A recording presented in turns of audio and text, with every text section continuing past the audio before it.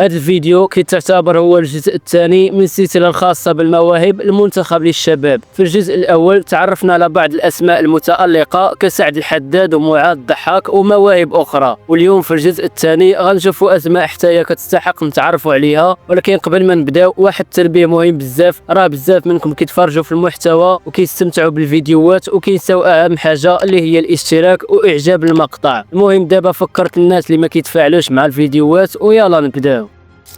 غنبداو بالحارس اللي كان عنده دور في نتائج المنتخب اللي هو يانيس بن شاوش، 18 سنه فقط، تكون في اكاديميه موناكو، انضم ليهم في صيف 2021 من بعد 2 مواسم، وبالضبط في الموسم 2023 2024 غادي يلعب 16 مباراه مع الشبان وقدر يفوز بكاس كامبارديلا مع فريق تحت 19 سنه، وكما انه في واحد المسابقه مع الفريق الرديف تالق بشكل كبير وقدر يفوز بجائزه افضل حارس، ونال اعجاب المدرب الفريق الاول واللي استدعاه في تدريبات باش يتحكم مع الكبار، وكذلك حطه في قائمه المباراه لمواجهه ريمس في الدوري الفرنسي. وفي هذا الموسم كيلعب مع الفريق الرديف وكيتدرب مع الفريق الاول، وتم استدعائه لاول مره مع المنتخب للشباب في شهر مارس لمواجهه انجلترا وامريكا، وقدر في هذه 2 مباريات يحافظ على نظافه شباكه، وحاليا حاضر في تصفيات كاس افريقيا وكيلعب كاساسي وركيزه اساسيه في المنظومه المدرب محمد وهبي. دابا نمشيو لخط الدفاع باش نتعرفوا على نوفل الحناش، 18 سنه فقط، ما عرفتش علاش ما كيعتمدش عليه المدرب محمد وهبي، وفي 3 المباريات ما لعب حتى شي دقيقه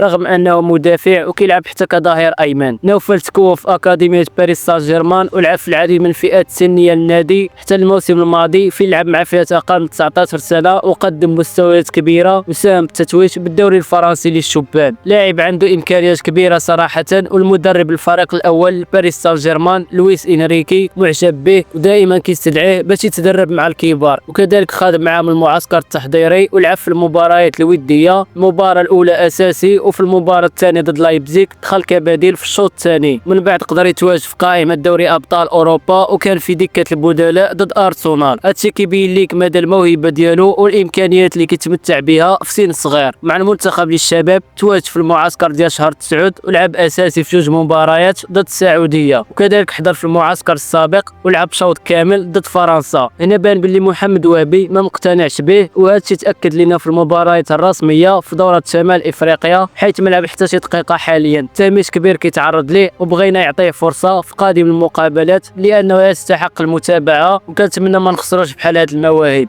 دوزو دابا نتعرفوا على واحد اللاعب اللي منذ بدايه التصفيات وهو كيقدم مستوى ثابت. هنا كنهضر على الظهير الايمن علي معمر، 19 سنه، تلقى التكوين ديالو في اكاديميه ميخلن من عام 2015 حتى 2019، تعلم اساسيات كره القدم وتطور من عديد من النواحي، كانت الامكانيات ديالو ظاهره لكل مكونات النادي، كان مراقب من العديد من الانديه البلجيكيه، لكن اكاديميه اندرليخت هي اللي قدرت تقنعه بالانضمام وكمل معاه مرحله التكوين، وكان كيبين قدرات وامكانيات عاليه، وانظار الاتحاد البلجيكي غادي توجه ليه، وبالفعل حضر مع بلجيكا في فئات اقل من 17 سنه في عام 2021 وكان حاضر من قبل مع اقل من 16 سنه. المهم في الموسم 2022 2023 غادي يتم تصعيد الفريق الرديف ولعب عده مباريات، وفي شهر مارس رفض دعوه المنتخب البلجيكي وقبل دعوه محمد وهبي للحضور مع المنتخب الوطني. وفي هذا الموسم مع الفريق الرديف لعب لحد الان 10 مباريات في الدرجه الثانيه البلجيكيه، وجدد العقد ديالو مع اندرليخت حتى العام 2026 وفازوا بكاس شباب بلجيكا فين ربحوا في النهائي كلوب بروج، وايضا ربحوا واحد المسابقه كانت منظمه في هولندا. عالي تم استدعائه مع الفريق الاول في اليوروبا ليغ. اداره اندرليخت كتشوف فيه هو الظهير الايمن ديالها مستقبلا، لاعب سريع بزاف ومهاري ايضا، عنده امكانيات كبيره صراحه.